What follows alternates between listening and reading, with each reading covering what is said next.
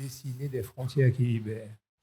Généralement, les frontières encerclent. Et là, il va nous expliquer cet oxymore. Serge Domy, qui est ici présent, est un sociologue engagé au service de la mémoire et de la culture martiniquaise. Enseignant, conférencier, écrivain, acteur de terrain, et puis acteur tout court d'ailleurs, Serge Domy occupe une place singulière dans le paysage intellectuel et culturel de la Martinique. À travers ses travaux, ses interventions et son engagement civique, il s'attache depuis plusieurs décennies à mettre en valeur le potentiel de son pays, tout en participant activement au débat sur la transmission, l'identité et la mémoire collective. Et il le fait avec humilité. Son parcours est au croisement de l'éducation et de la culture. D'abord enseignant dans le secondaire, Serge a très tôt compris l'importance de l'éducation comme levier de développement social. Son investissement s'est poursuivi dans la formation tout au long de sa vie. Il est le cofondateur et coordonnateur de l'Université du temps libre, une structure originale qui vise à rendre le savoir accessible à un large public. Cette expérience illustre son souci constant de démocratiser l'accès aux connaissances et d'ancrer l'apprentissage dans une dynamique collective. Au-delà de son activité académique, Serge Domy s'est impliqué dans l'action publique en tant que chargé de mission à la CEMAVille. La CEMAVille, c'est la Société d'économie mixte d'aménagement de la ville du Lamentin. Ça s'appelle maintenant DEPIA. Ah, DEPIA. Tu vas nous expliquer ça. Mettant ses compétences au service du développement urbain et social. Autrement dit, la main dans le cambouis du moteur. Ce double ancrage intellectuel et opérationnel traduit sa conviction que la recherche doit nourrir l'action et réciproquement. Il est un penseur de la mémoire et du métissage. Et c'est là le croisement vertueux et merveilleux avec tous créoles. Ses recherches et interventions couvrent un large spectre: anthropologie, littérature, philosophie, art, critique culturelle. Il s'intéresse particulièrement aux dynamiques propres à la Caraïbe, la mémoire des diasporas, la décolonialité, le métissage ou encore les mythes fondateurs. Ces thèmes irriguent ses conférences et publications, parmi lesquelles figure l'ouvrage collectif Manifeste, la découverte, publié en 2021, ouvrage auquel ont participé Patrick Chamoiseau, Ernest Broller, peut-être Édouard Glissant, je ne sais pas, et d'autres figures majeures. Cet essai appelle à repenser la puissance politique à l'aune de la relation, qui est un concept cher à Glissant, mais je ne veux pas empiéter sur la conférence de Serge Domy. Il intervient régulièrement lors des conférences, colloques et salons littéraires, notamment autour de la pensée glissantienne. Il participe à des cycles de réflexion comme chemin de mémoire, contribuant à nourrir le dialogue social et culturel. Sa présence dans les médias, les podcasts ou encore le journalisme font de lui un relais actif des débats sur les places de la Martinique dans son environnement caribéen et mondial.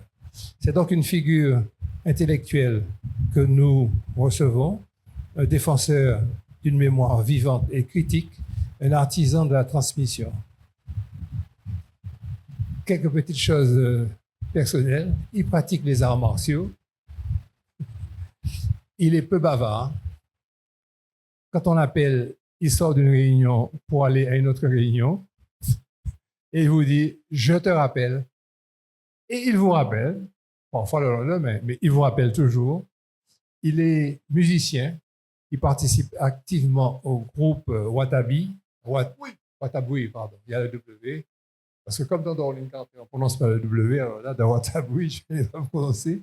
Il fait vivre donc la conque de l'Ambi, transformée en instrument hérité des peuples premiers des Antilles. Les premiers des Antilles, vous le savez, ce n'était pas nous, hein, c'était les Arawaks et les Caraïbes. Il est écrivain. Il a participé au salon littéraire pour présenter son opus, son livre sur Falfret, le groupe de Bikin Jazz, de jazz créole, qui est vraiment un groupe, je dirais, tutélaire de cette discipline musicale. Il dessine des frontières qui libèrent. C'est ce qu'il va nous expliquer par rapport à la pensée d'Édouard Glissant. Je vous demande d'ores et déjà de l'applaudir.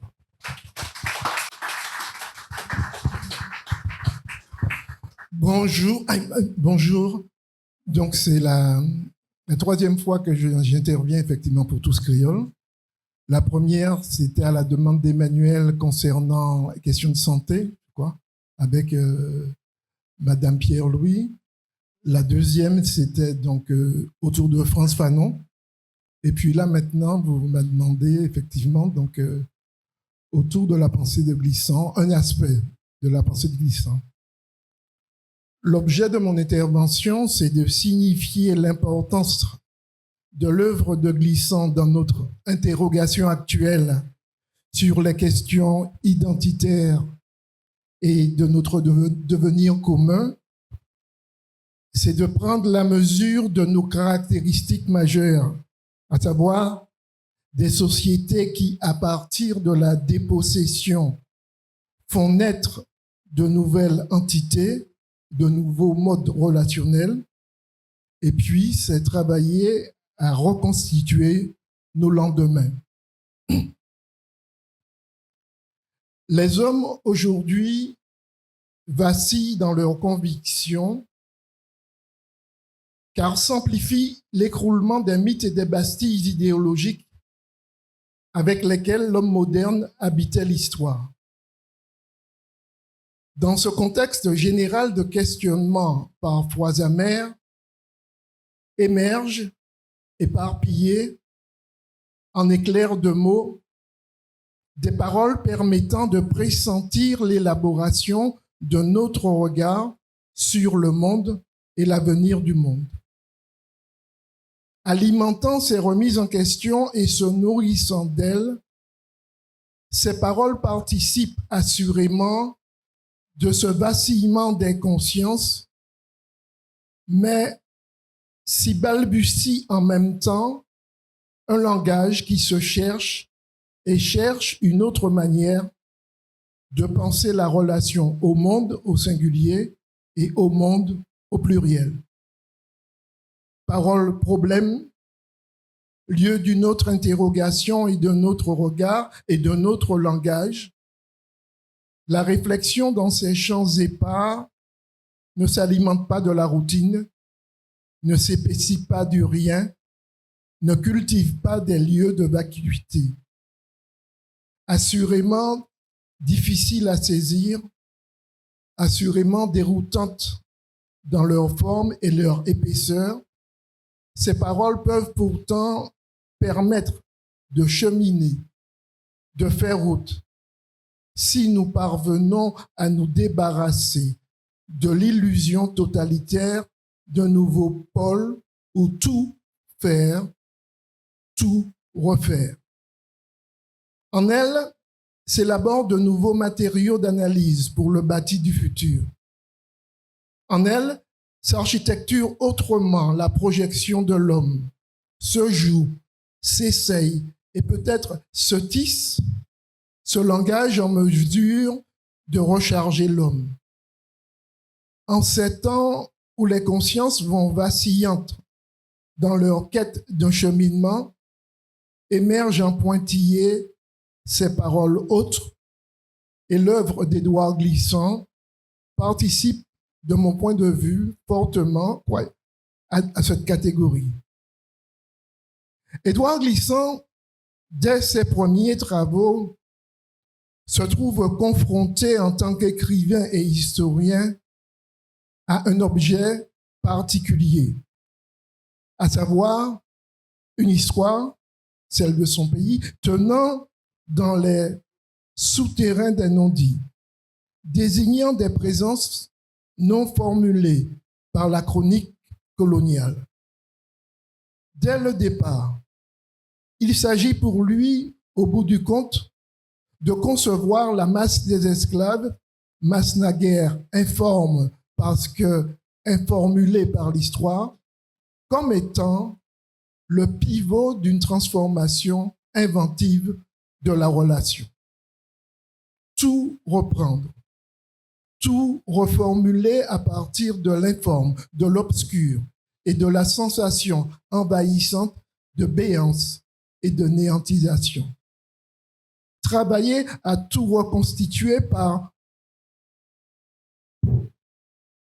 des voies infimes et inventives avec le poids particulier d'un trauma initial. Il s'agit, au bout du compte, de concevoir la masse des esclaves comme des constituants d'une esthétique, d'une culture et finalement d'une éthique d'un autre mode relationnel. Restituer aux engloutis leur éminent statut de sujet agissant de l'histoire. Et de ce fait, il se fait l'historien des soubassements. Dans ce travail, il y a un texte d'Édouard Glissant qui m'a semblé essentiel, qui est en fin de compte une communication lors d'un symposium, d'un colloque d'ailleurs, à l'université de Bâton Rouge, portant sur l'économie de plantation, ce qu'on appelle aujourd'hui l'économie d'habitation. Le titre de sa communication est extrêmement intéressant. Il définit l'économie de l'habitation, l'économie de plantation, à la fois comme lieu clos et lieu de la parole ouverte.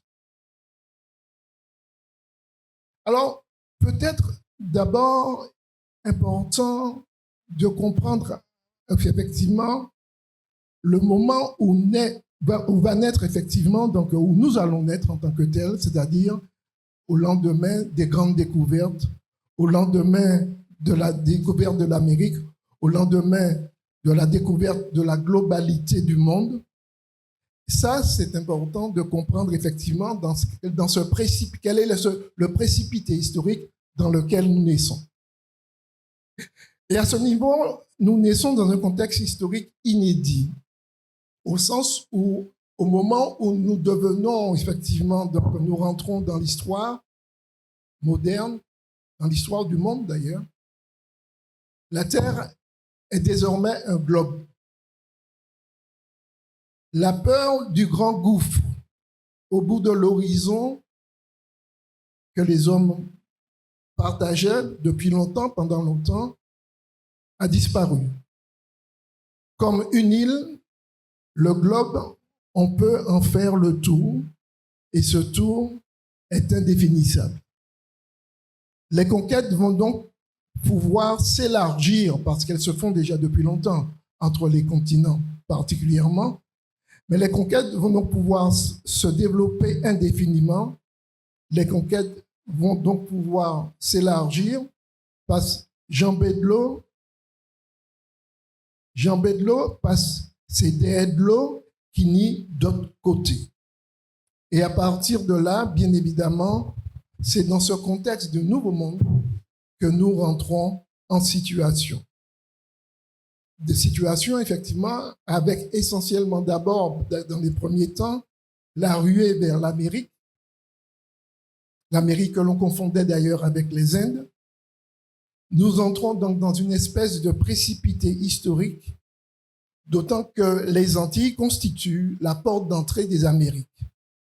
Là, effectivement, on va voir s'inscrire et s'installer une espèce donc de forte entrée en possession, effectivement, donc de cette zone-là. Mais ceci va se faire en fin de compte aux dépens, bien évidemment, des Indiens, des Amérindiens plus précisément, qui vont payer un très lourd fardeau à cette situation, puisque, bien évidemment, ils vont être soit exterminés par le feu, ou soit, l'essentiel d'ailleurs, disent les chercheurs, exterminés par les maladies. D'accord ? À ce niveau d'ailleurs, il devrait être intéressant, je cherche le texte là, de vous relire peut-être ce petit cet extrait du poème de René de Pestre, Minerai noir. Quand la sueur de l'Indien se trouva brusquement tarie par le soleil, quand la frénésie de l'or draina au marché la dernière goutte de sang indien, de sorte qu'il ne resta plus un seul Indien aux alentours des mines d'or, on se tourna vers le fleuve musculaire de l'Afrique pour assurer la relève du désespoir.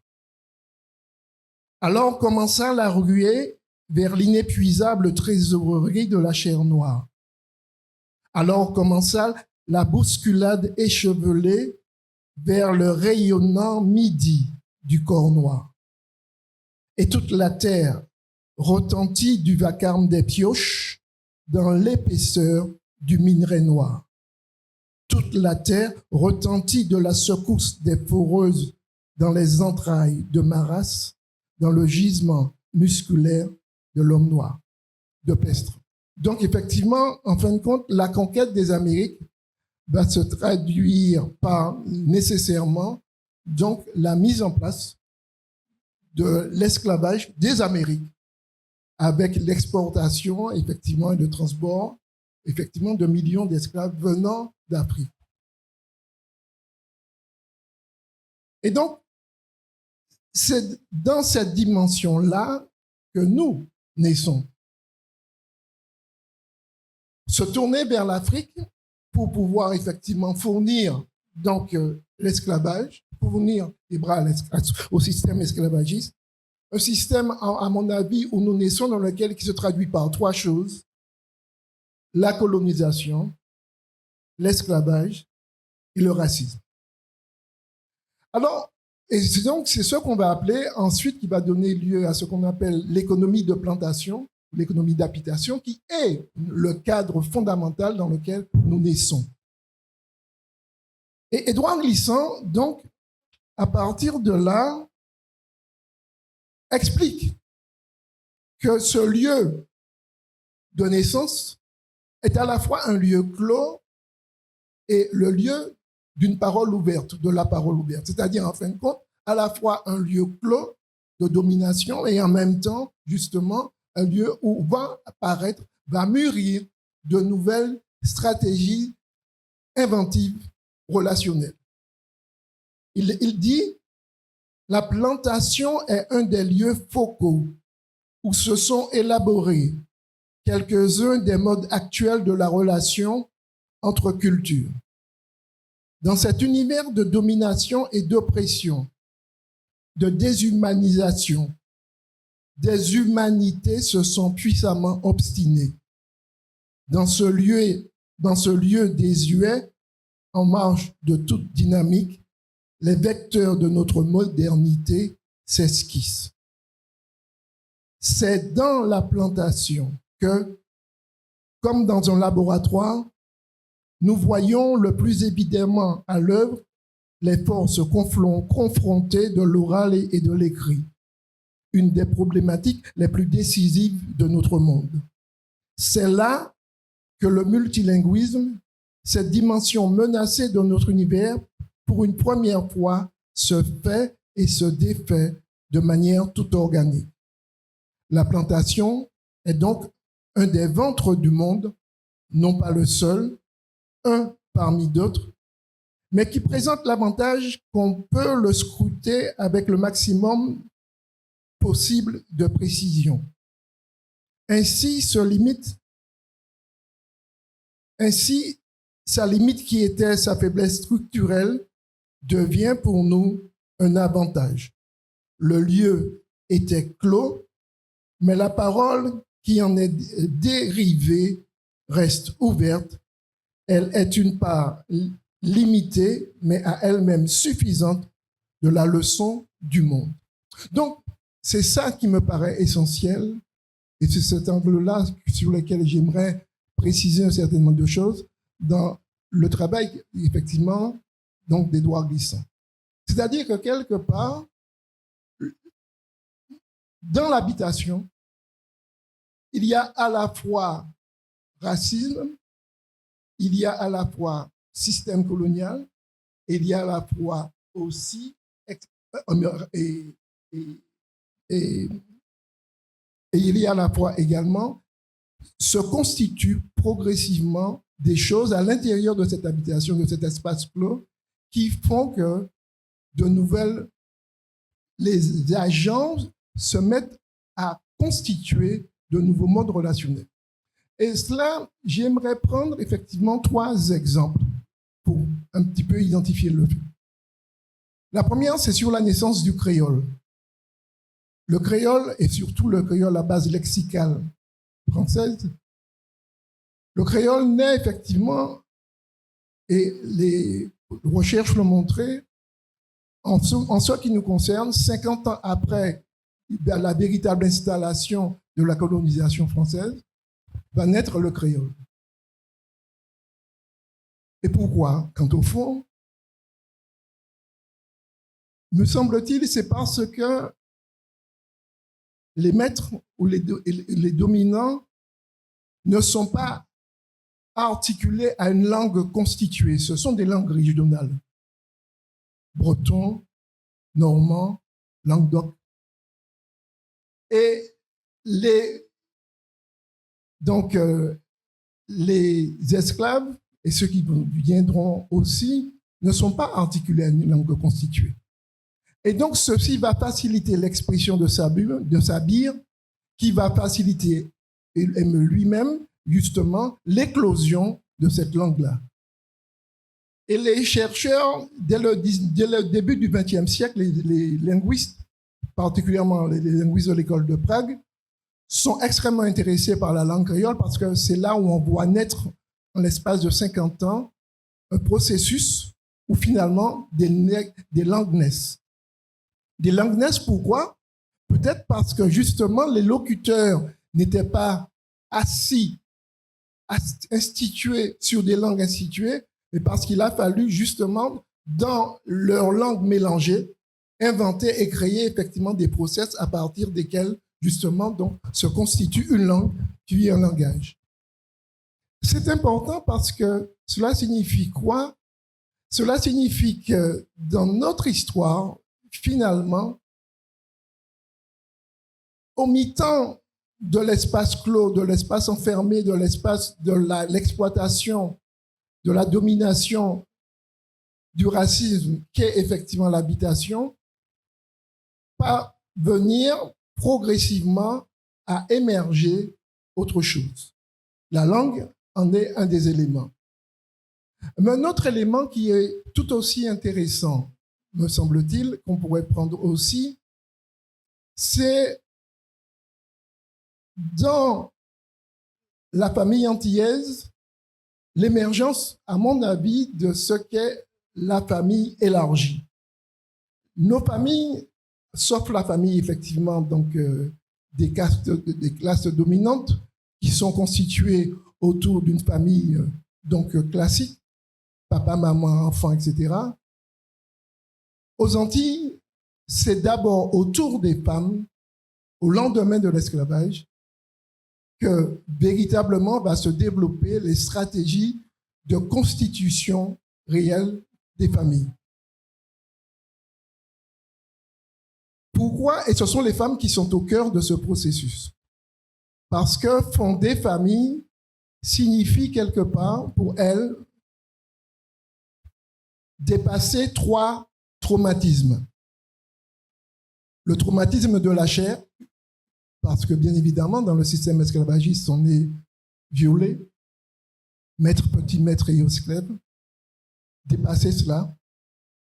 Dépasser également le traumatisme de l'arrachement. Pourquoi? Parce que même quand on accepte effectivement, quand on a été mère d'enfant, très vite, dès l'âge de 4 ans, l'enfant est arraché pour être effectivement donc, dans les petites bandes, pour la plantation, pour l'habitation. Et enfin, le traumatisme de l'abandon au lendemain de l'esclavage, et surtout au lendemain de l'esclavage, bien évidemment, les hommes marqués par le système et souvent effectivement trop marqués par le système, vont faire de l'abandon des femmes une manière un petit peu de se réaliser et de réaliser effectivement leur vitalité. Changer de femme, fonder et dire qu'on a des enfants partout, 15 femmes, 15 enfants, etc., etc.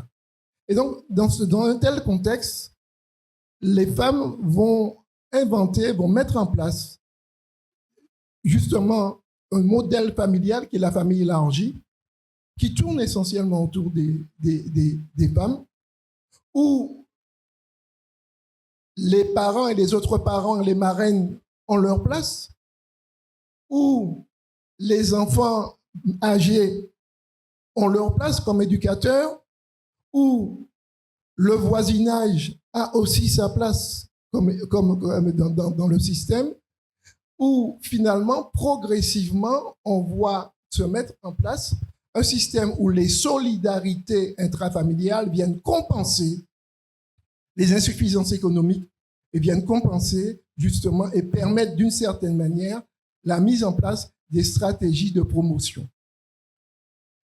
Donc, la famille, en fin de compte, élargie, va être d'ailleurs une famille élargie et étendue parce que, au sens où, quand ceux de la famille élargie iront ailleurs, ou bien en ville, ou bien même effectivement en France, ce réseau de solidarité intrafamiliale demeure extrêmement important et a permis à beaucoup de familles de rentrer dans le processus justement où finalement, à travers cette dynamique de la famille élargie, on a pu constituer famille et fonder un certain nombre de choses.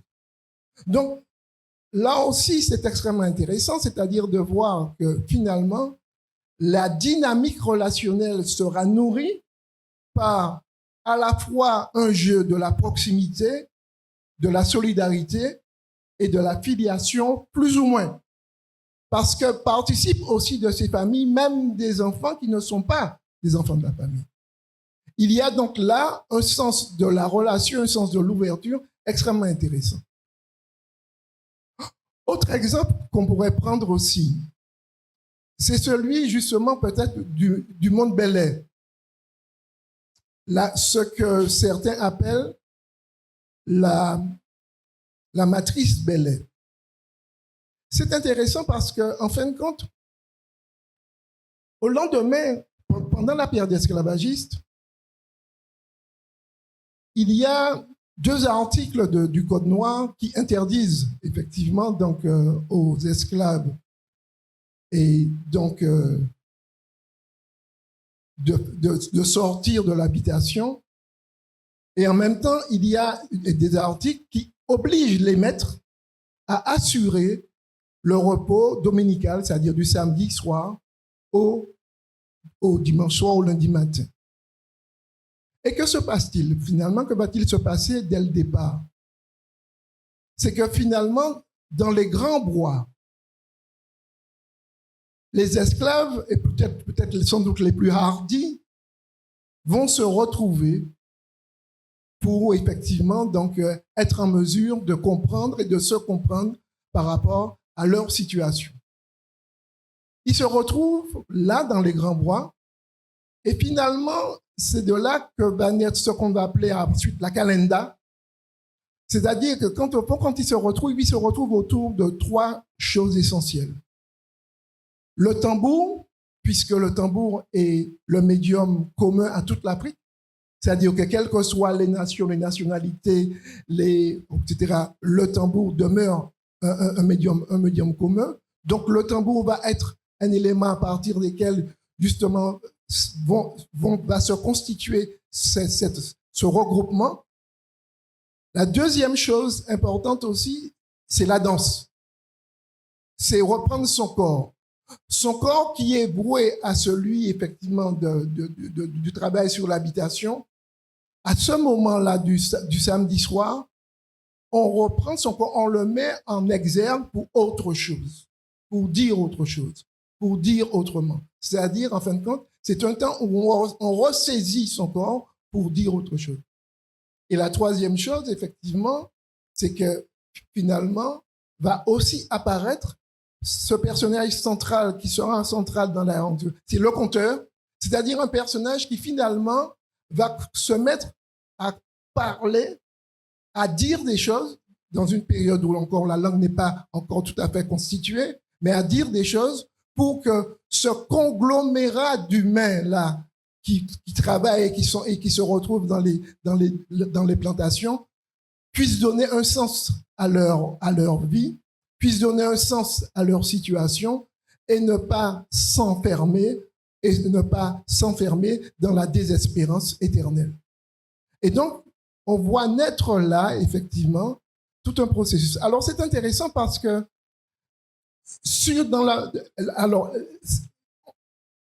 va naître la Calenda dans ce contexte-là, et c'est au lendemain de 1848 que va naître également autre chose extrêmement intéressante, qui est ce qu'on appelle aujourd'hui la matrice Bellet, c'est-à-dire le monde Bellet. Intéressant pourquoi? Parce que c'est au lendemain, à partir de 1845, mais c'est surtout à partir de 1848, les esclaves ou les Noirs peuvent acquérir des terres. Et les travaux de Annick François-Augrain ont montré que dans la région de Sainte-Marie, du nord de la Martinique, nord-atlantique, cette acquisition a été particulièrement vive. C'est-à-dire que les gens, effectivement, contrairement à ce qu'on pensait, avaient de l'argent, avaient du cumul qui leur permettait de devenir propriétaires. Et donc, on voit se développer dans tout le nord de la Martinique et particulièrement aux alentours de Sainte-Marie, Lorrain, tout ça, on voit se développer effectivement tout un système donc, de petits propriétaires terriens qui finalement vont faire du travail de la terre et ensuite de l'usine de temps en temps leur moyen à partir duquel construire et se construire. Et donc, ce qui est intéressant dans le monde belge, j'étais extrêmement étonné quand je m'y suis mis, c'est de voir finalement que dans le monde belge, il y a 14 figures. Il y a 3 figures du Bellet de temps, mais qui est une figure du Bellet de temps que l'on danse avec le schéma des danses royales, c'est des quadrilles. Il y a 2 figures du Bellet 3 temps. Il y a des figures de ce qu'on appelle la ligne claire, c'est-à-dire des danses en ligne ou des danses en rond. Il y a également des figures de danse pour les enfants. C'est-à-dire que quelque part, c'est extrêmement important de voir que là va naître justement un mode de vie, un mode de mener la vie, un mode de s'inscrire dans la vie qui, au-delà de la fermeture, justement, nous permet et nous amène à constituer de nouveaux process relationnels. C'est-à-dire que quelque part, au mi-temps de la plantation, nous inventons de nouveaux systèmes de relations. Alors, c'est intéressant, pourquoi? Parce que finalement, nous sommes confrontés aujourd'hui au fait que les frontières sont souvent des lieux fondamentalement de confrontation. Et les frontières avec les grandes, n'oublions pas, hein, les croisades, il y a eu 11 croisades, effectivement, et les invasions, effectivement, des autres territoires sur l'Europe sont aussi, effectivement, les gens. Et donc, nous avons là, dans une partie de l'histoire où finalement, aux frontières, c'est la confrontation. Notre histoire, elle, nous amène à comprendre que dans le monde de la plantation, parce que justement, tous et l'essentiel nous sommes d'abord des migrants. Alors, Glissant parle de migrants armés, de migrants nus et de migrants domestiques, parce que tous ce sont des migrants, finalement, ne sont pas accolés, adossés, enfermés dans un système civilisationnel qui les rigidifie. Ils sont confrontés de par le commerce, de par le va-et-vient, de par justement les relations individuelles, à inventer et à construire de nouveaux modes. Et on invente et on construit de nouveaux modes relationnels qui, d'une certaine manière, libèrent des énergies et libèrent effectivement des modes de faire. Là où peut-être les choses sont encore plus extraordinaires, c'est dans le monde de la musique.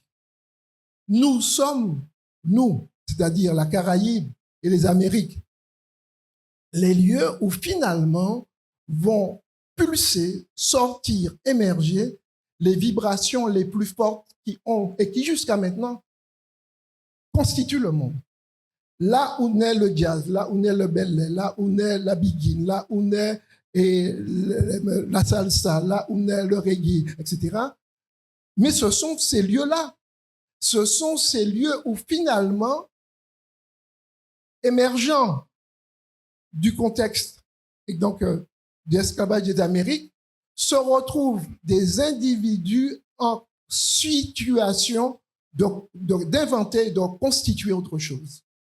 Et cette dynamique-là nous donne, à mon avis, et fait de l'habitation, en ce qui nous concerne de l'habitation, un des lieux majeurs parce que, à la fois, un lieu effectivement de domination, de servitude, etc., mais en même temps, justement, là où progressivement les individus, de par l'urgence qui s'impose, se donnent les moyens, parviennent à se donner les moyens qu'aux frontières, on invente des moyens de libération. Et donc, dans le travail de Glissant, me semble-t-il, c'est ça qui me paraît essentiel. C'est-à-dire que les lieux clos deviennent effectivement des lieux d'une parole ouverte. Et donc, toute la dynamique, finalement, sur les questions d'identité, souvent passe par autre chose. L'identité, les questions identitaires ne sont pas des questions de substance, fondamentalement. Les questions identitaires sont des questions de relations, sont des questions de frontières, parce que l'homme a toujours été effectivement en confrontation, il change de lieu, etc. Et c'est ce changement-là aux frontières spatiales, comme aux frontières mentales, comme aux frontières culturelles, qui modifie fondamentalement, effectivement, la manière que l'on a de se voir, de se penser, etc. Ce qui signifie que pour nous, l'être au monde est fondamentalement en lien avec la manière dont nous allons nous organiser, vivre cette relation aux frontières, là. Et donc, voilà en gros ce que je voulais signifier concernant l'œuvre de Glissant par rapport à l'habitation, par rapport à la plantation et par rapport au fait que quelque part, en ce sens, me semble-t-il, nous sommes un peuple singulier parce que c'est au mi-temps de ce système esclavage, racisme et colonisation que sont parvenus à s'exprimer, à extirper d'autres modèles relationnels. Je voudrais juste terminer pour vous dire que chez Glissant, il y a une chose qui est extrêmement importante. Glissant a toujours été quelqu'un de très préoccupé par la dynamique relationnelle. Et pour nous, jeunes Martiniquais, il a été important parce qu'il a permis des lieux de regroupement avec l'IME, avec le festival culturel, avec la revue Carbet qu'il a animée, qui a donné quand même un certain nombre de choses. On a distingué à la revue Carbet des gens qui sont devenus très distingués aujourd'hui, Chamoiseau et Daniela Ferrière, mais qui étaient de jeunes écrivains à l'époque. Et ce qui était extrêmement intéressant, c'est que quand on a monté le comité de lecture de la revue Carbet, du prix Carbet de la Caraïbe, il nous a obligés à avoir un comité suffisamment large. C'est-à-dire qu'il y avait dans ce comité du prix Carbet à la fois donc un Martiniquais et un Guadeloupéen, mais il a pris effectivement des autres francophones, mais d'autres lieux. Il y avait un Jamaïcain, il y avait effectivement il y avait un Canadien, il y avait un Brésilien, il y avait effectivement un Guyanais, il y avait un Haïtien. C'est-à-dire que finalement, en adossant la question du créole et la question effectivement de la lecture à d'autres univers linguistiques et à d'autres aires effectivement linguistiques, il nous a imposé d'une certaine manière justement ce sens de la parole ouverte qui me semble en tout cas si puissant. Et donc, moi, il me semble que c'est ce combat-là qu'il nous faut aujourd'hui. Et bon, j'ai toujours accepté de collaborer effectivement avec tout ce créole à ce niveau-là. C'est ce combat-là qu'il nous faut être en mesure de continuer, de prolonger. C'est-à-dire que quelque part, nous avons peut-être la chance de ne pas être adossés à des constituants civilisationnels qui nous enferment et que nous sommes justement dans nos dynamiques interpersonnelles contraints d'inventer et de faire habiter d'autres modes relationnels. Là où peut-être on se rend compte de ça, c'est-à-dire combien les confrontations aux frontières habituent là, en plein là, dans Gaza, les morts, etc. Peut-être que chez nous, hein, d'accord, de par l'économie de plantation, de par cette histoire-là très particulière et très forte et particulière, il y a là effectivement quelque chose qui émerge. Et la puissance, à mon avis, de nos musiques est un élément peut-être révélateur justement de cette dimension-là. Merci de m'avoir écouté.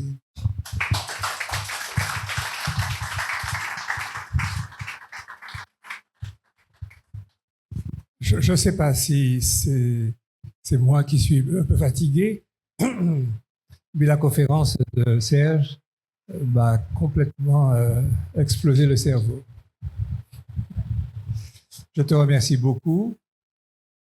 Tu nous as fait un petit peu peur quand tu as cherché tes notes au début. Je me suis dit, il va prendre de la vitesse. Et puis après, c'était une fulgurance. Ce qu'il y a d'extraordinaire avec ce que Serge vous a expliqué, je veux le dire dans les termes tout simples, c'est qu'en fait, il y a tout lieu pour nous d'être optimistes. Il y a tout lieu pour nous d'être positifs et de savoir qu'en fait, ce que nous faisons, c'est ce qu'il faut faire. Ce que Tous Créoles fait et ce qu'il faut faire. Ce n'est pas défendre une caste, une classe, une catégorie, un concept, une idéologie. C'est de permettre de comprendre les ressorts dynamiques, positifs, riches, fulgurants de notre créolité. Je te remercie beaucoup, Serge. Mais c'est le premier remerciement. Les questions? Merci beaucoup. Bonjour à toutes et à toutes. Je m'appelle Patsai Janice. Je suis élève de premier an général au lycée Acajou 1.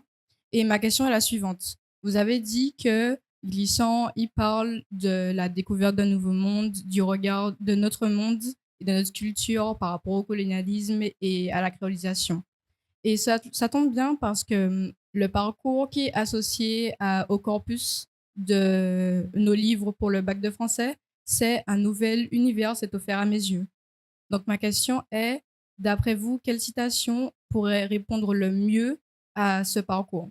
C'est-à-dire qu'en fin de compte, il y a de la ressource. Hein. C'est-à-dire que des gens comme Chamoiseau, par exemple, est tout à fait disponible et serait en mesure de t'apporter un certain nombre de précisions. Et puis en plus, ça dépendra de l'angle. Bon, il y a également le fait, à mon avis, on ne parle pas suffisamment de cela, mais les dynamiques culturelles. C'est-à-dire que moi, je suis assez étonné, depuis 3 mois d'ailleurs, il y a autour d'un jeune artiste qui s'appelle Christophe Maire. Il fait le dernier vendredi de chaque mois une opération où finalement des gens viennent et puis donc disent, dessinent, etc. Et ce qui est intéressant, c'est que derrière cela, finalement, il y a... Alors, leur terme, c'est humaternité. humanité, terre et postérité. L'humain, c'est peut-être ce qui a la chose la plus extraordinaire de ce globe, le seul vivant, en tout cas que nous connaissons. Terre, c'est-à-dire conserver le globe, conserver l'humain, conserver le globe pour la postérité, c'est-à-dire que pour justement qu'on puisse continuer. Donc, cette dynamique-là de la prégnance du fait que nous avons le seul globe vivant là que nous connaissons, que nous sommes les seuls humains tels quels, dans cette logique-là, la préservation, donc la dynamique de la postérité, est quelque chose d'essentiel. À mon avis, les espaces de créolisation nous expliquent que ces dynamiques donc, de mise en fécondité ne passent pas seulement par des interconnexions civilisationnelles, mais passent aussi justement par la puissance des échanges interindividuels à travers justement ces interrelations-là. Les relations sont au cœur et la réflexion sur la relation est au cœur de la manière dont nous allons vivre et fabriquer le monde. Merci Serge pour cet exposé que j'ai trouvé passionnant. Tu as complètement éclairé le concept d'identité-relation, puisqu'au fond, ça fait partie des débats que l'on a aussi au sein de Tous Créoles. Qu'est-ce que l'identité ? Et là, tu nous as clairement dit que l'identité, ça n'est pas l'essence, mais c'est ce qui naît des relations. Et je crois que là, on est profondément dans la nécessité de cultiver du partage et du dialogue, puisque c'est de là que se fabriquent nos identités. Et ça, c'est le vrai projet de Tous Créoles. Ça, c'est le premier point. Et la deuxième chose, c'est une petite remarque. Je ne sais pas si elle est pertinente, mais c'est le distinguo que je ferais entre économie de plantation et économie d'habitation, puisque ce sont, à mon avis, deux choses qui ne sont pas tout à fait équivalentes. Les plantations, ça fait référence aux grands territoires d'Amérique de plusieurs centaines d'hectares où il n'y avait pas d'habitants au sens colonial. L'habitant n'était pas dans ces plantations.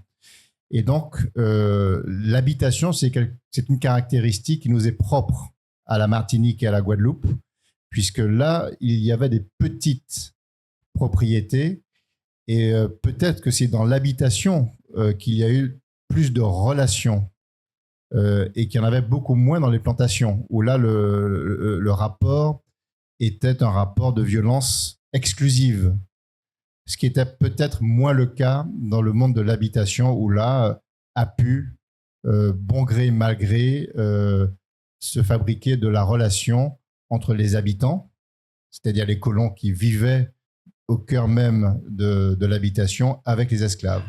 Et donc, je crois qu'il faut distinguer, sans doute, ces deux concepts, économie d'habitation et économie de plantation. On n'est pas exactement dans des choses équivalentes. Tu as raison, et en même temps, pas totalement. Je m'explique. C'est vrai que l'habitation est le lieu où, justement, bon gré, mal gré,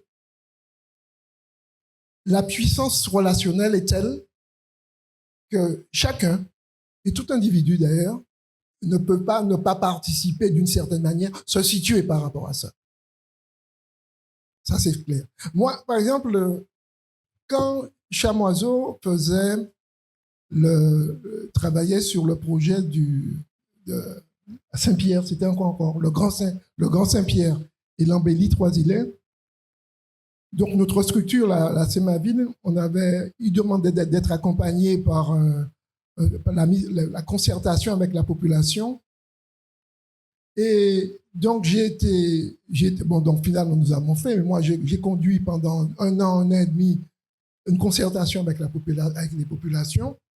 C'est là, d'ailleurs, où j'étais très étonné de voir combien les gens venaient et combien il y avait ce besoin chez les Martiniquais de pouvoir se projeter par rapport, effectivement, à leur pays. c'est d'où m'est venue l'idée d'ailleurs que j'ai présenté ensuite à Aimé Charles Nicolas d'organiser les 36 heures. J'ai senti qu'effectivement, qu'il y avait chez nous une puissance, une volonté effectivement de projection extraordinaire. Il fallait être en mesure de dire l'avenir et de la construire et de la faire, même si on s'affronte, même si on se confronte, mais il fallait penser cela. Et à quelque part, à mon avis, la prégnance aujourd'hui du départ des jeunes, c'est parce que le pays n'a pas d'horizon. C'est parce que le pays ne se donne pas suffisamment d'horizon. Parce que le départ de nos jeunes n'est pas du tout une situation d'économie de guerre. Les enfants partent, ils ne partent pas virer d'eau à pays, mais ils partent parce qu'effectivement, ils cherchent d'autres horizons.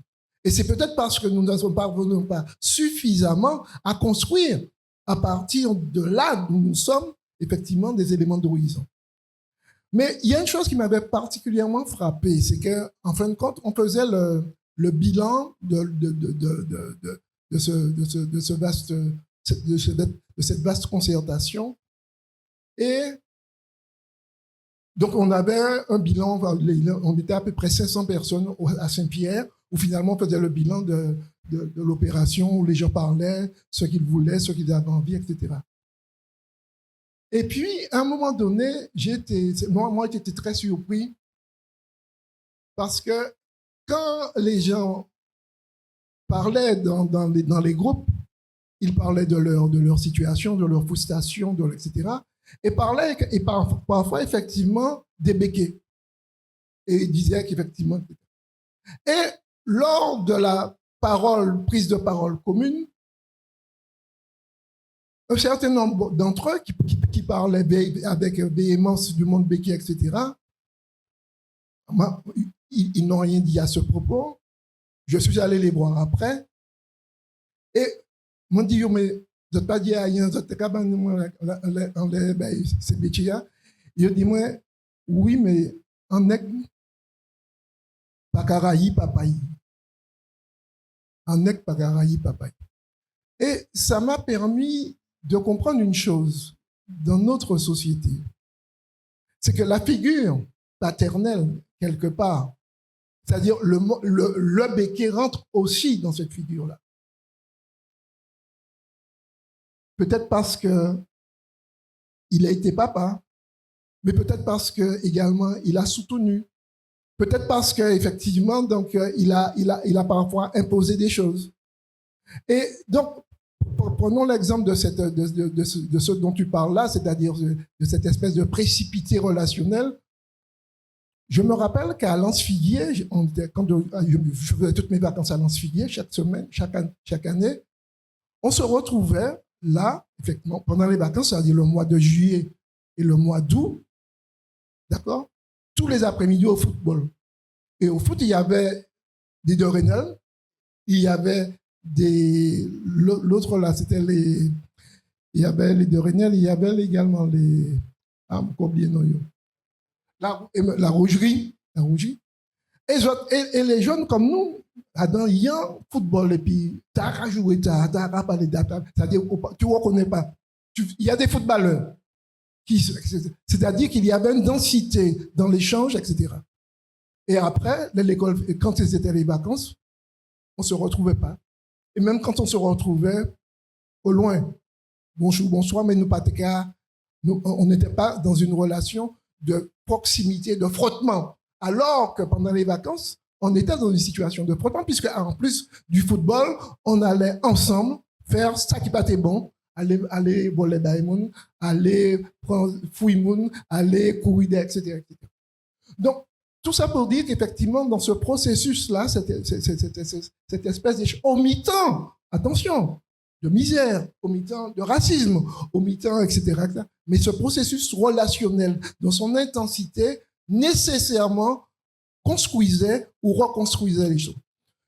Ceci a existé aussi dans les plantations, mais avec une autre allure, avec effectivement une autre dimension. Parce que c'est vrai que l'habitant n'était pas, on ne le voyait quasiment pas. C'est quand l'esclave pouvait voir l'habitant, c'était peut-être une fois dans sa vie, car ouais, il passait. Mais n'empêche que ce qui est extrêmement intéressant, c'est qu'ils ont pu, eux aussi, inventer un certain nombre de choses dans ce processus. Et les musiques des Caraïbes et les musiques, effectivement, du Brésil émergent de cette dynamique de frottement. Les frottements sont d'une autre nature, sont d'une autre puissance, mais les tenants sont là. Et je pense que nous, Caribéens, c'est peut-être parce que nous avons tellement vécu de choses que nous pouvons dire à travers nos musiques des choses qui parlent à des gens qui ne nous connaissent même pas. La puissance de cette espèce d'émergence musicale, je parle du jazz, je parle du bel, je parle de calypso, je parle du reggae, etc. Comment ça prend, comment ça fait, comment ça transporte des gens qui ne nous... C'est sans doute parce que, me semble-t-il, nous avons là été dans des situations qui nous ont obligés, à partir de situations individuelles, de corpus individuel, à dynamiser autrement la relation.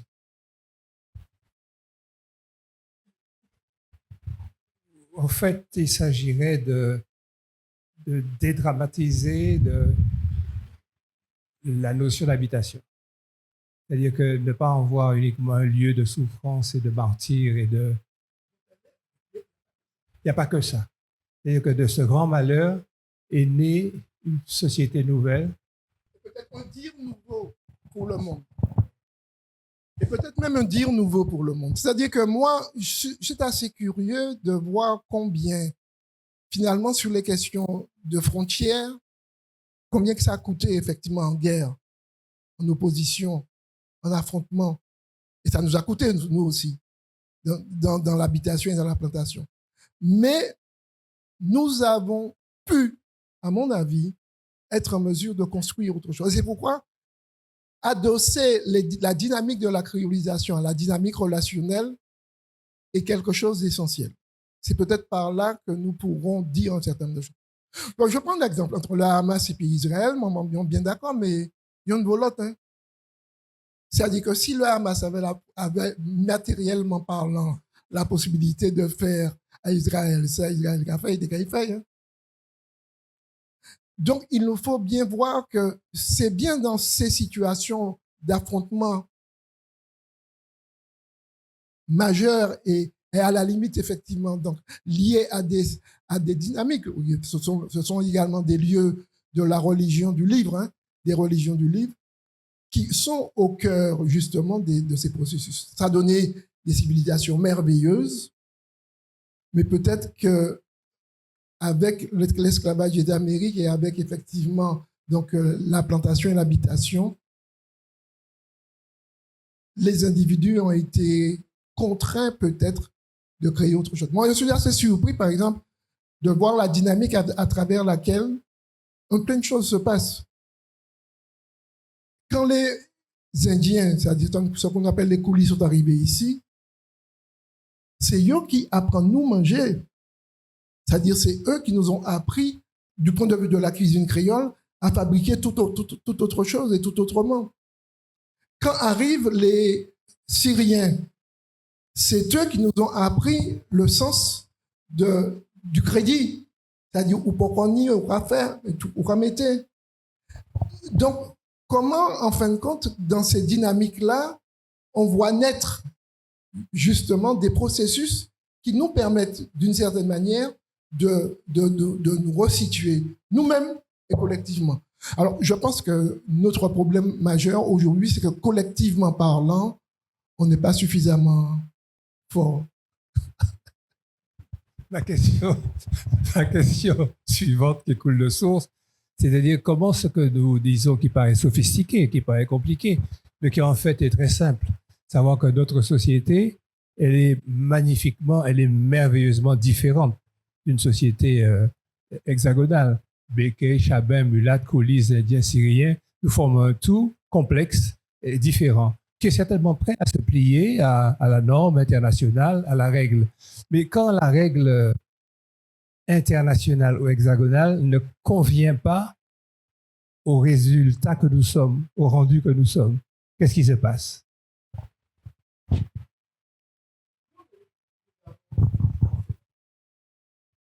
Nous avons à nous retrouver, à proposer, à réfléchir et à faire des propositions.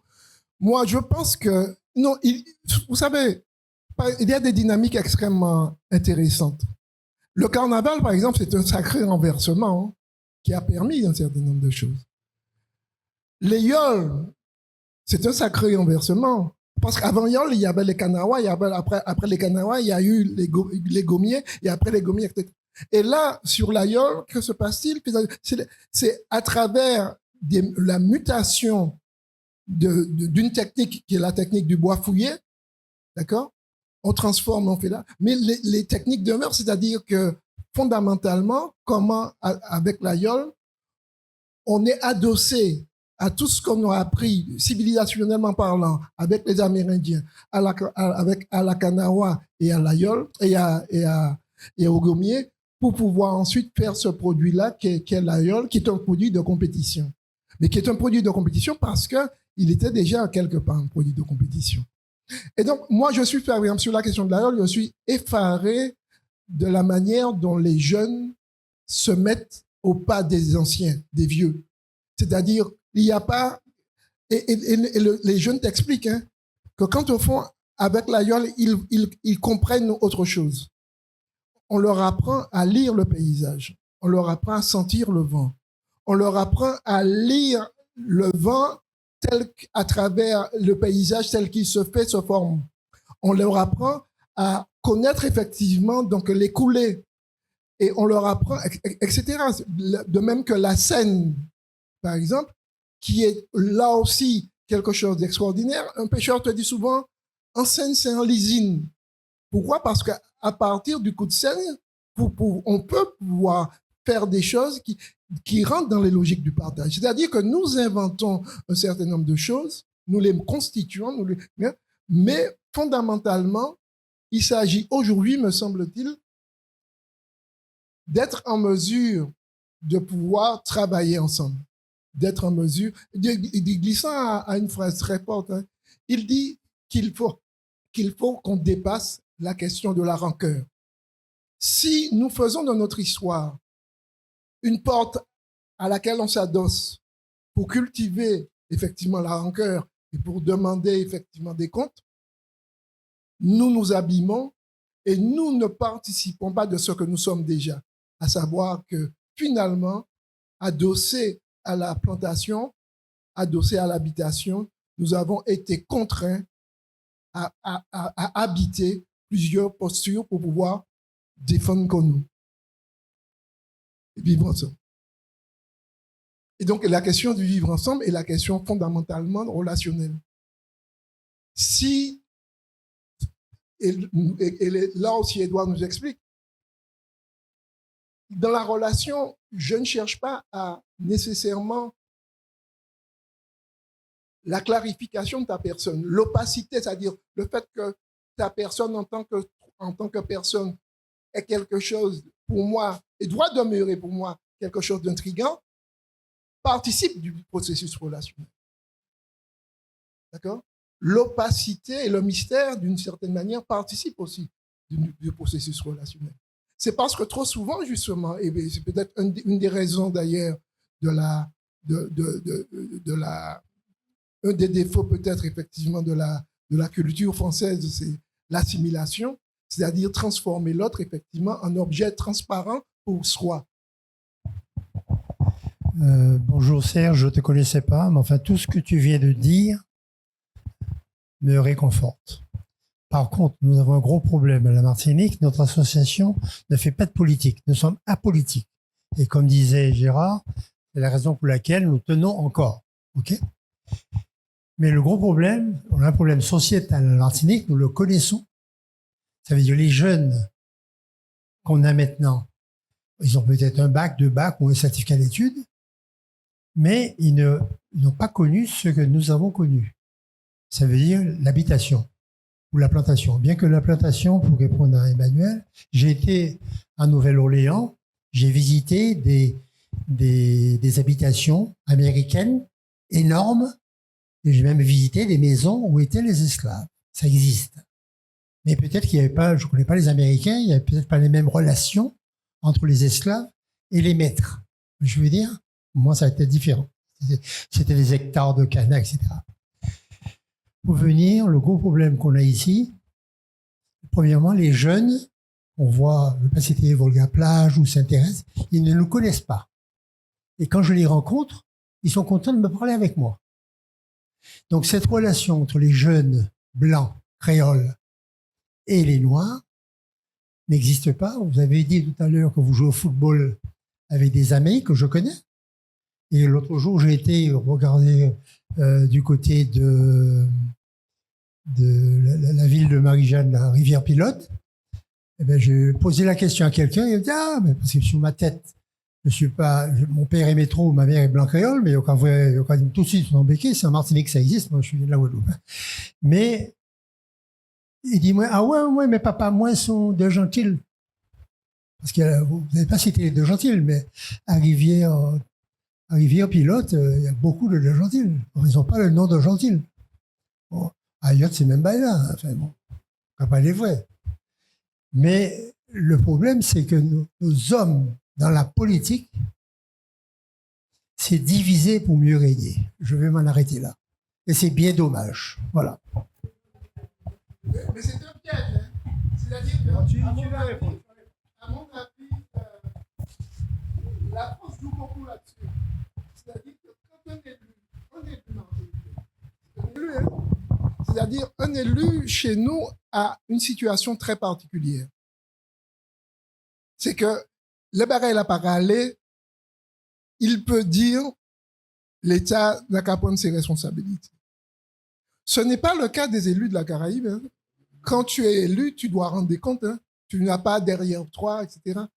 Et cette situation-là, d'une certaine manière, cultive la division, nous empêche fondamentalement d'être responsables.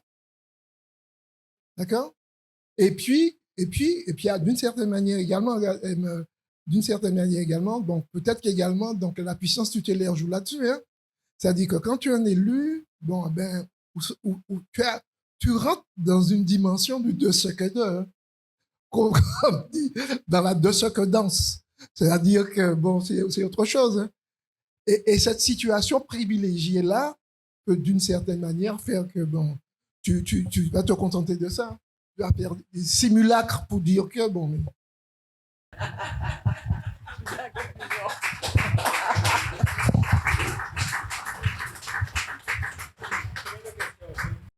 Merci Serge pour cet exposé intéressant et je ne m'attendais pas à moins. Et aussi félicitations à tous créoles d'avoir mis en place cette conférence parce que les deux se rejoignent. Et simplement, je voulais rebondir sur la question, enfin la réflexion de Gérard quand il disait que la dynamique que crée la pensée de Glissant et nous avec se heurte à ce qui se passe à l'international. Donc, est-ce qu'on est bloqué? Je dirais c'est tout le contraire.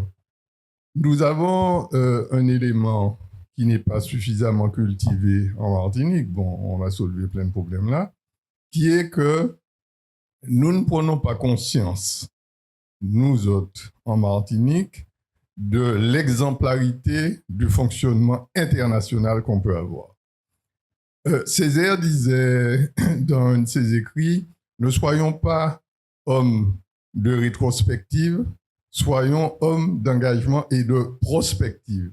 S'il y a une pensée prospective, actuellement, c'est bien celle de Glissant. Et ça veut dire qu'il a partout, tu as cité Bâton Rouge, mais bon, moi, j'ai beaucoup travaillé avec Glissant depuis la création de l'Institut martiniquais d'études. On a créé Akoma, on a créé des festivals, etc. Et partout dans le monde, la pensée de Glissant apparaît comme ce qui peut créer du rassemblement. Et il ne faut pas oublier que Glissant a travaillé à l'UNESCO Et il y a eu la charte pour la diversité culturelle de l'UNESCO qui met en place ce qu'ils appellent l'identité, la diversité et le pluralisme. Et je crois que c'est ça qu'il nous faut, prendre conscience de ce que nous, Martiniquais, Caribéens, pouvons apporter par la réalité d'ailleurs de nos sociétés à l'ensemble du monde international pour essayer de calmer le jeu notamment et surtout de créer des relations. La relation, c'est un peu un concept que Glissant utilise beaucoup, de créer des relations pacifiques et surtout constructives. Je terminerai sur un point qui est que la Caraïbe, comme je l'ai dit, et nous dedans, on est certainement très porté à être dans la prospective. Pendant longtemps, bon, moi j'ai été aussi étudiant en sociologie. Pendant longtemps, on nous parlait d'acculturation. Et à un moment donné, on a commencé à parler de transculturation. Et qui c'est le créateur de ce concept de transculturation? C'est un Cubain, Fernando Ortiz, qui a dit « L'acculturation, c'est toujours de penser que l'Occident apporte quelque chose à d'autres.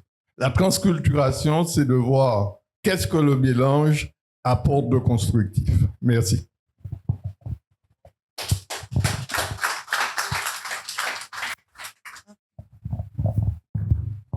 Bonjour, je remercie notre éminent conférencier et je remercie tous Créoles. Et je voudrais rebondir un peu sur ce qu'a dit Hector. Je crois que le départ de tout ça, c'est qu'il faudrait que nous nous acceptions avec toute la coloration qui nous est propre. Je crois que le problème de l'antillais, c'est déjà de ne pas s'accepter. Nous avons des atouts. Nous sommes issus d'une mixité, d'une société mixée. Nous sommes à la fois caribéens, européens et d'autres. Nous avons tous les atouts pour pouvoir nous affirmer. Que faisons-nous? Nous rejetons toujours une partie de notre identité. Et je crois que le problème vient de là. Il faudrait déjà qu'on s'accepte et qu'on apprenne à faire valoir ce que nous sommes et non pas à exceller dans tout ce qui est désavantage dans nos sociétés. Voilà, c'est ce que je voulais dire. Oui. Bonjour à tous. Moi, je vais intervenir sur des petits détails. Alors, premièrement, au niveau de la cuisine, on n'a pas entendu les Indiens, les Syriens et consorts pour apprendre pour notre cuisine. Déjà, tout ce qui était cuisine indienne, c'est arrivé avec justement pendant la période des flibustiers, des pirates, etc., etc. Nous avons aussi la question, par exemple, je vais prendre un exemple simple. Nous ne savons plus faire la différence entre Accra, Marina, Lozi. Je prends des exemples très simples, d'accord? Au niveau des compteurs, on parle souvent des compteurs, mais pas des compteuses. Les compteuses ont joué un rôle très important dans la société martiniquaise. Je parle de la société martiniquaise parce que je me limitais à la société martiniquaise. Le premier lieu où elles ont fait un travail, c'est justement dans la société béké, donc le milieu béké. Donc, ça veut dire que l'introduction de la culture africaine a commencé d'abord chez les békés. Donc, il y a tous ces éléments-là qu'il faut revoir dans les détails. C'est pourquoi je rejoins madame. En ce qui concerne tout ce qui est la navigation, les moyens de transport en mer, on va dire ça comme ça. C'est pas là, il n'y a pas eu que la yole. D'ailleurs, on dit yole ronde quand on parle de notre yole. Ce n'est pas par hasard. C'est que la yole existait déjà avant. Et si on étudie tous les transports maritimes dans la baie de Saint-Pierre, avant l'éruption de la montagne Pelée, on va voir qu'il y avait toutes sortes de moyens de navigation. Ça aussi, il faut peut-être revenir dans les détails. Si on va dans le nord de la Martinique, où les rivières étaient très fortes, le cours d'eau était très fort, il y avait des pirogues. Alors, je vais rester au niveau simple. Vous saviez comment on pêchait les cribiches, les écrevisses, tout ça? Vous savez pourquoi, comment on piégeait les manicous? Donc, je pose des petites questions très simples. pour pouvoir arriver justement à notre société. Donc, il y a pas mal d'éléments qu'il faut étudier au niveau de nos mœurs, de nos valeurs. Je vais plutôt partir de nos mœurs pour mieux comprendre la société martiniquaise. Parce que c'est vrai que notre vie n'est pas limitée seulement à l'histoire. Il y a l'ouverture sociologique, il y a l'ouverture anthropologique, il y a l'ouverture sur la civilisation. Est-ce que vous savez qu'il existe la légende de la montagne Pelée? Est-ce que vous savez aussi que les Aztèques sont arrivés à la montagne Pelée? Il y a un oiseau qui permet de le savoir. Donc, voilà des petits éléments simples que j'ai à donner, simplement. Notre temps, il ne faut pas en faire un lieu de nostalgie. Il faut en faire un lieu d'investigation. Il dit fouiller longtemps et il dit aussi mesurer la terre, prendre la mesure de la terre. Et donc, tout ça pour dire que justement, nous avons encore des dynamiques à mettre en place. Oui, alors, quelque chose que je voulais dire aussi, de la même façon que les Africains ont accepté nos mœurs et tout ça, eh ben, nous aussi, on a appris à vivre un peu comme les Africains. Vous savez, à Paris, une fois, j'avais déménagé un petit appartement. Et vous ne savez pas comment j'ai porté mes affaires sur ma tête. J'avais un sac, et je mettais mon sac sur ma tête et j'étais sur le trottoir, là, sur le boulevard. Et les gens regardaient comme ça, une blanche avec son sac sur la tête. J'avais les deux mains prises avec un tapis d'un côté, un faitout de l'autre. Et je vous assure que je sais marcher avec un panier sur ma tête sans tenir. Voilà, c'est ce que je voulais dire, à l'africaine. Voilà, on est tous un peu africains.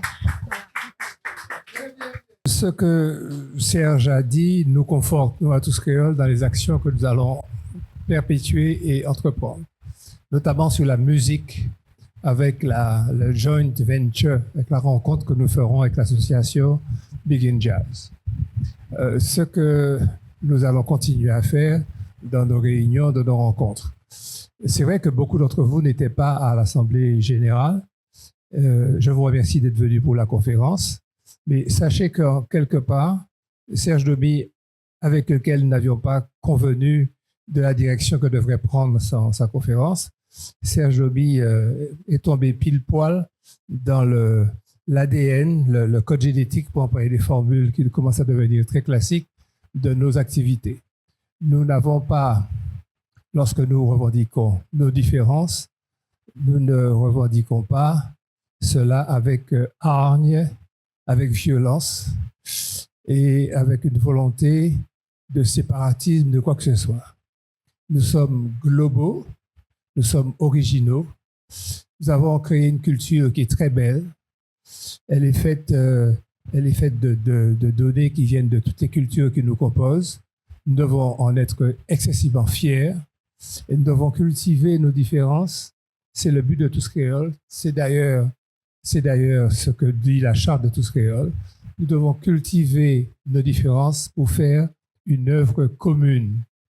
Et nous le faisons dans la tolérance, dans la paix et dans la fraternité. Merci beaucoup, Serge. Alors, je voulais juste vous dire qu'il y a un cycle de conférences entamé par la ville du Lamentin autour de la pensée d'Édouard Glissant, fait par, à mon avis, le spécialiste, Loïc Séry.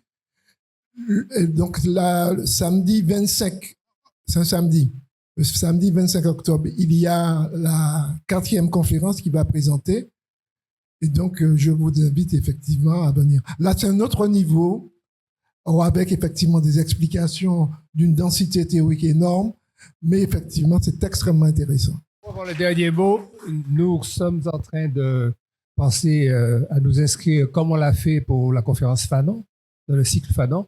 Nous sommes en train de penser à une conférence avec Loïc Séry sur une autre dimension de Glissant dans la foulée de cette série de conférences organisées par la commune du Lamentin. Alors, n'oublions pas une chose. Quand on parle là, par exemple, de ce qui s'est passé, cette dynamique relationnelle, etc., à mon avis, peut-être les exemples les plus significatifs, c'est la puissance de la parole de Glissant, de Fanon et de Césaire dans le monde.